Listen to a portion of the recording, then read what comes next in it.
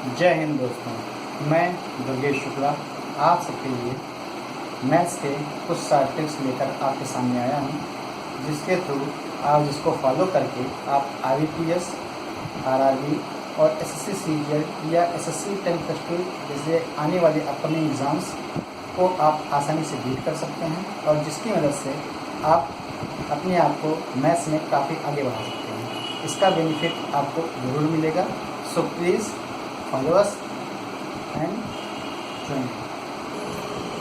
और इसके सीरीज़ में आगे बढ़ते हुए हम आज आपको एक चैप्टर मैथ्स के प्रॉफिट एंड लॉस के बारे में डिस्कस करेंगे। जैसा कि आप लोग जानते हैं, प्रॉफिट एंड लॉस यानी कि लाभ या हानि। इसके साथ ही आपको इसमें कभी न कभी आप एग्ज़ाम में देखे होंगे या क्वेश्चंस आपको मिलते हैं डिस्काउंट, या जिसे आप हिंदी में बोलते हैं बट्टा। ये इसी का एक पार्ट है। जैसे कि हम लोग मार्केट में गए, कोई सामान खरीदा, यानी कि माना कोई सामान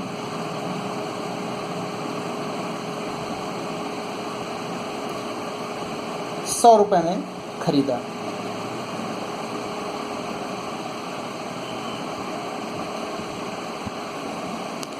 और किसी कस्टमर को या ग्राहक को 120 में वही सामान बेच दिया। यहाँ पर ₹100 जो हमने ख़रीदा था वो आपका CP या क्रय मूल्य कहलाएगा, और जो सामान हमने 120 में बेचा था वो आपका विक्रय मूल्य या SP कहलाएगा। हमेशा बात आती है लाभ या हानि की।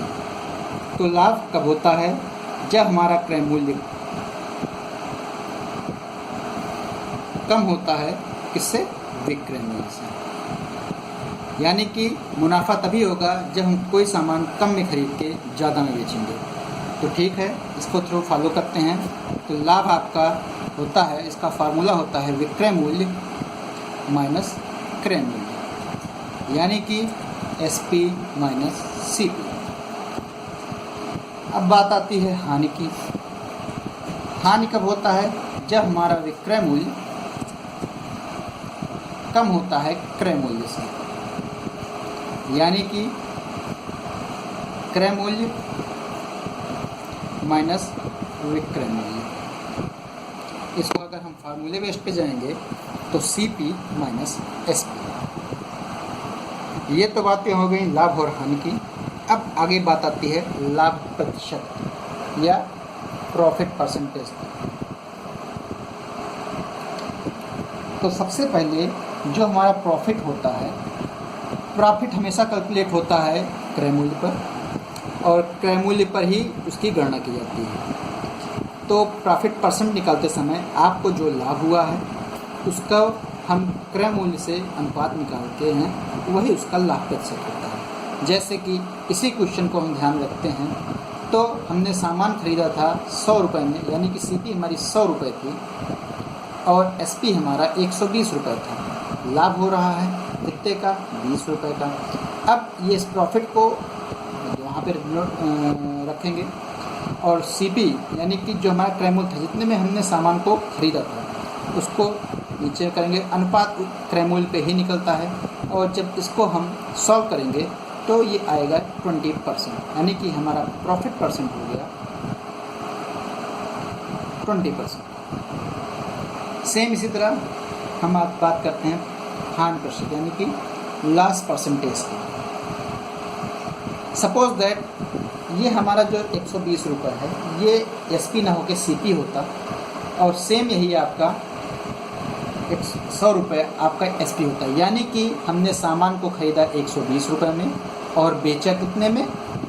₹100 में। तो जैसा कि आपको पता है प्रॉफिट की सॉल्यूशन से कि loss profit percent is equal to profit upon CP into 100। Same उसी तरह लॉस का होता है, loss percentage equal to loss upon CP into 100। Loss निकालने के लिए हम क्या करते हैं, लॉस निकालने के लिए हम CP से SP को माइनस करके उसके बाद उसका CP से अनुपात निकालते हैं।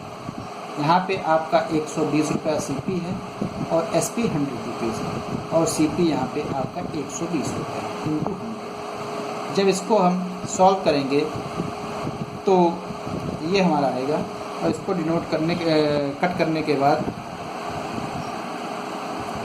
16 सही 4/6, यानी कि हम इसको सॉल्व कर सकते हैं 16 सही 2/3%। ये हमारा लॉस प्रतिशत होगा। अब एक जो सबसे महत्वपूर्ण बात ध्यान रखने वाली है वो ये होती है लॉस और प्रॉफिट,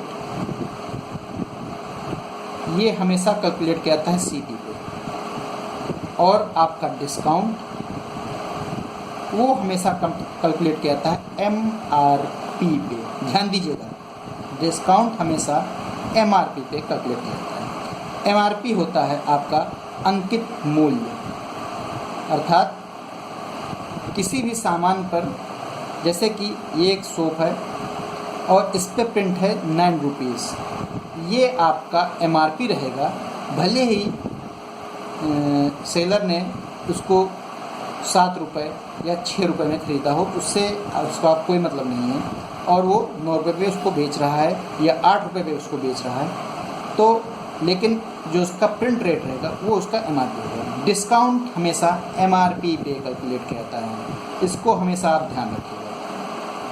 अब बात करते हैं डिस्काउंट की।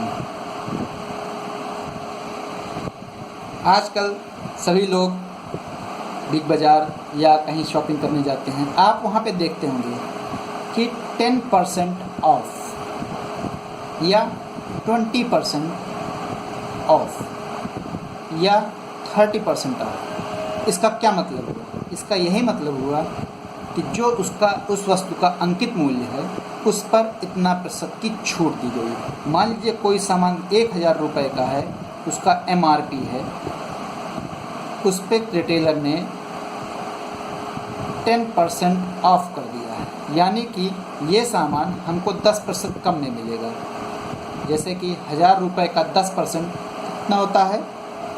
बिल्कुल 100 रुपये होता है, और इसको जब हम इसमें से डिस्काउंट देंगे तो 900 रुपये में ये हमारे कस्टमर्स को अवेलेबल होगा। लेकिन एक चीज़ ध्यान देने वाली और बातें हैं कि कभी कभी हमें क्या प्राप्त होता है कि हम मार्केट में गए और हमको दिखाई दिया एक MRP थी 1000 रुपये, और दिखाई दिया वहाँ पे एक बोर्ड लगा, मैंने देखा इस पर 10% ऑफ प्लस 20% ऑफ। तो यहाँ पे बिल्कुल आप कंफ्यूज मत होइएगा कि 10% और 20% का टोटल 30% होता है, और इसका 30% बिल्कुल नहीं करिए, ये एक रॉन्ग मेथड है। इसका एक फॉर्मूला होता है, जैसे कि अगर आपको 2 सक्सेसिव डिस्काउंट मिलते हैं तो हम पहले डिस्काउंट को लेंगे प्लस दूसरे डिस्काउंट को लेंगे माइनस उन दोनों डिस्काउंट का मल्टीपल अपॉन 100, यानी कि 10% प्लस 20% माइनस 10 गुणे 20/100, यानी कि 30 माइनस 200/100, यानी कि 28% उसे टोटल डिस्काउंट मिलेगा। इतना करने के बाद जब आप देखते हैं, कभी कभी आपको मिल जाता है MRP 1000 रुपीज़ है, उस पर सक्सेसिव डिस्काउंट दिया गया है 10% of plus 20% of plus 30% of.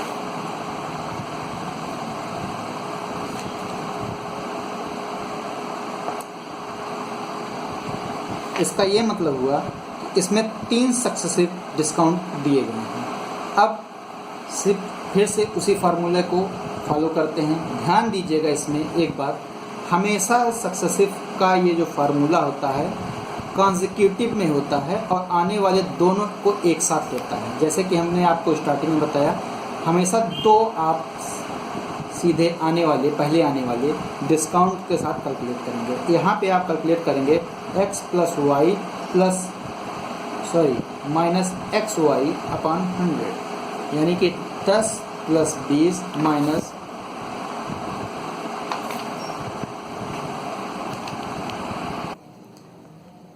20 गुणे 10/100, अर्थात फिर माइनस 200/100, यानी कि आपको 28%, जैसा कि आपको पहले मिला था वहाँ भी आपको 20% ऑफ मिलेगा।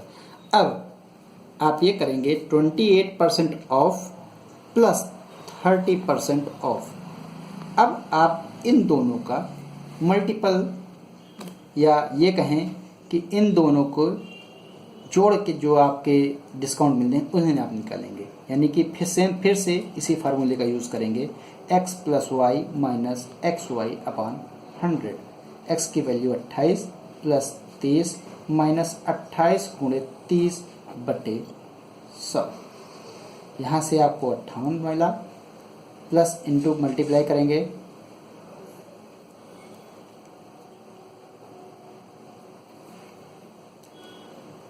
माइनस, इसको अगर हम सॉल्व करेंगे तो 8.40, सॉल्यूशन के बाद आपको मिलेगा 49.60। ये आपका टोटल डिस्काउंट होगा।